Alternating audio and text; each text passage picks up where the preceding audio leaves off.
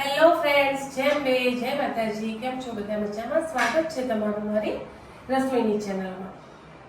ખાવા ટેસ્ટી બી ખાવું છે અને હેલ્ધી બી ખાવું છે, તો ચલો આજે એક એવી રેસીપી તૈયાર કરીએ.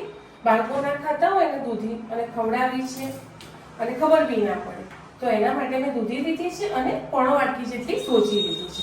પણ દૂધીને પહેલા પલ્પ કરી લઈશું. તો આપણે એને સમારી લઈશું, છોતરા નીકાળી અને મિક્સરમાં. તો મેં લીધું છે એક મિક્સરનો નાનો જાર, બરાબર. એમાં આપણે જે રીતે તમારે દૂધી લેવી હોય એ રીતે દૂધી લો. બીજા કોઈ વેજીટેબલ એડ કરવા હોય, ગાજર છે, શિમલા મરચું છે, છોકરાઓ ના ખાતા હોય ને ખવડાવવું હોય, તો મેં લીધું છે દૂધી. એમાં હું આપીશ ફ્લેવર ફુદીનાનું, બહુ જ મસ્ત લાગે ફ્રેન્ડ. કોઈ ચટણીની કે એની જરૂર તમારે નહીં પડે. અને મેં લીધા છે 2 લીલા મરચાં. આમાં લસણ કે ડુંગળીનો ઉપયોગ આપણે નહીં કરીએ. તો ચલો પહેલાં આપણે મિક્સરમાં એને પલ્પ કરી લઈએ. જો ફ્રેન્ડ, કેટલો ડાર્ક કલર લાગે છે ને, કારણ કે અંદર ફુદીનો હતો ને એટલા માટે. તો આપણે તાંસણામાં નીકાળી લઈશું, જે તાંસણામાં આપણે એનો બેટર કે બેઝ તૈયાર કરીએ છીએ એના માટે. બરાબર.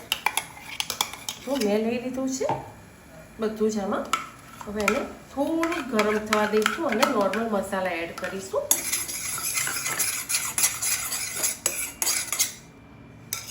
આમાં તેલ કે એવું કશું હાલ આપણે એડ કર્યું નથી અને જરૂર બી નથી. ખાલી નોર્મલ મસાલા લઈ લઈશું. જો તમારે કલર ગ્રીન રાખવો હોય તો લાલ મરચું એડ નહીં કરવાનું, કારણ કે આપણે સૂકું મરચું એડ કર્યું જ છે અંદર, બરાબર. તો ખાલી એટલું મીઠું એડ કરી લેવાનું ટેસ્ટ અનુસાર. હળદર કે એવું કશું હાલ એડ કરીશું નહીં. વધારે તીખાશ લેવી હોય તો ચીલી ફ્લેક્સ એડ કરી લેવાનું.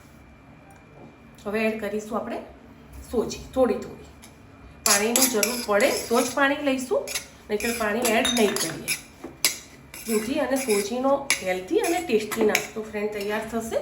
તમે એકવાર ટ્રાય કરજો. છોકરાઓને ખબર નહીં પડે કે તમે અંદર એમને દૂધી અને બીજા વેજીટેબલ એડ કર્યા છે.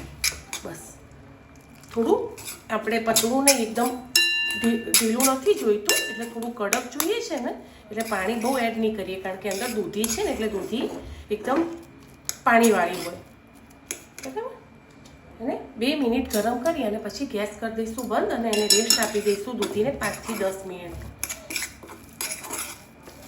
તો આપણે આ રીતે ફિલિંગ તૈયાર થઈ ગયું છે. કલર તો તમને દેખાતો જ હશે, નોર્મલ ગ્રીન કલર છે.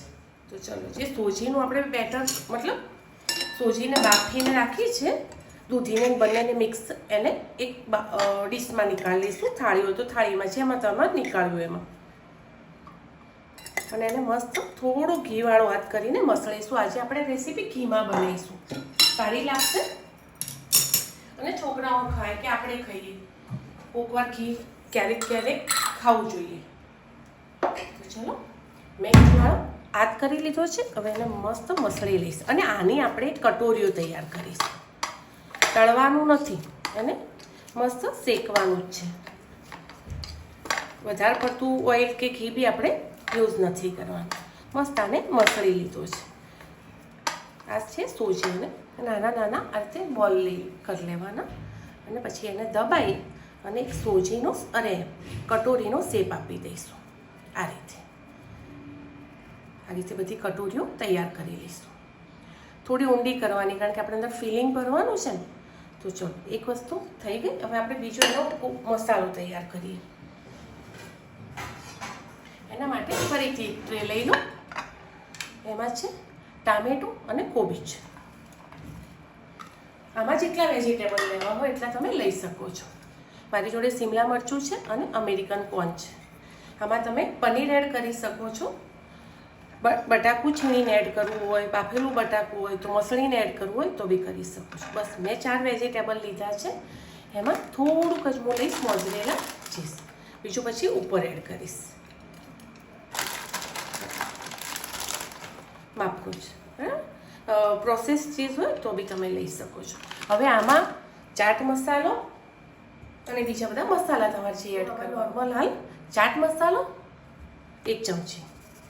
આમાં બીજો કોઈ મસાલો એડ નહીં કરું. થોડું કાણું નાનું પડ્યું એવું લાગે છે. 1 ચમચી જેટલું. અને થોડું ઓરેગાનો.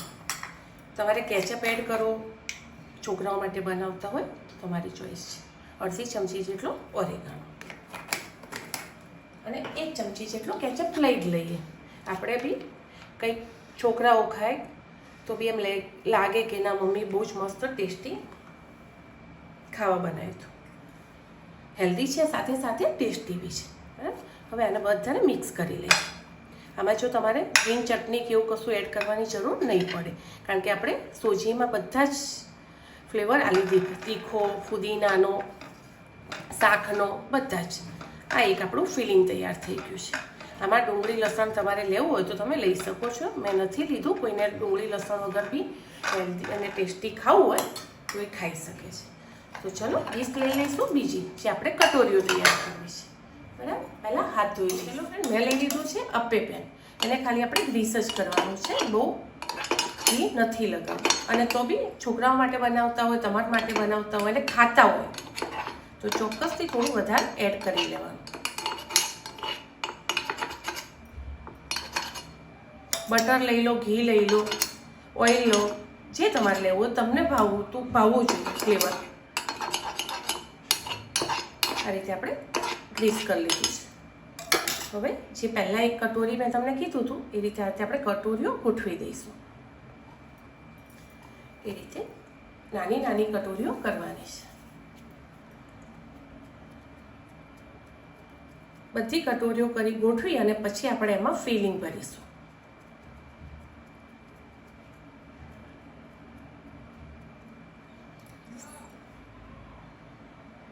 સાઈઝ તમારે અપ્પે પેન જે રીતનું હોય એટલી સાઈઝ કરી લેવાની.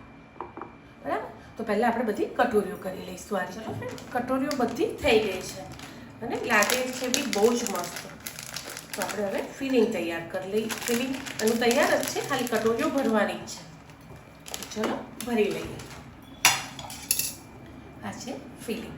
હવે જેટલો ટેસ્ટ તમને વેજીટેબલનો કે છોકરાઓનો જે રીતે ભાવતો હોય એ રીતે અંદર એડ કરી લેવાનો. ચોક્કસથી આમાં તમારે જો પનીર એડ કરવું હોય ને તો કરજો ફ્રેન્ડ, મજા આવશે તમને. અને આ વસ્તુ બનતી હશે તો છોકરાઓને બોલાવવા તો નહીં જ પડે. વેજીટેબલ બી બરાબર ફૂલ ભરી લેવાના. તો આપણે બધા વેજીટેબલ એમાં ભરી લઈશું. હવે આવી ફ્રેન્ડ ચીઝની વારી. પહેલાં આપણે પ્રોસેસ ચીઝ લઈશું. મેં 2 લઈ લીધા છે. પહેલાં પ્રોસેસ લઈશું અને પછી લઈશું મોઝરેલા.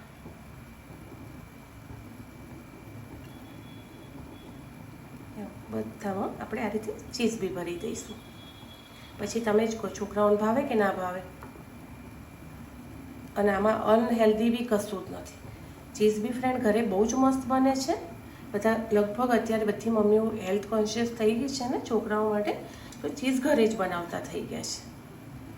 તો આ બધી વસ્તુ, અને ચીઝ ના ખાતા હોય છોકરા, ઘણા છોકરાઓને નથી ભાવતું હોતું, તો તમે આની જગ્યાએ પનીરનો બી ઉપયોગ કરી શકો છો.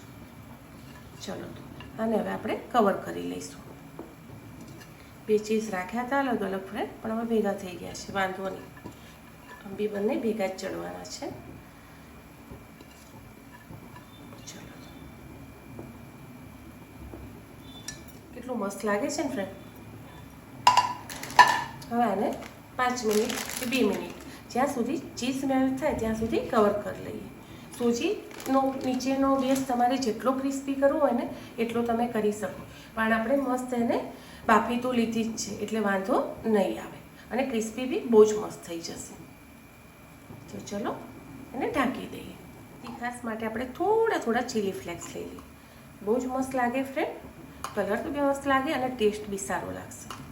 છોકરાઓ માટે કરતા હોય તો ના નાખતા, ઓરેગાનો એડ કરી દેજો ઉપરથી થોડું.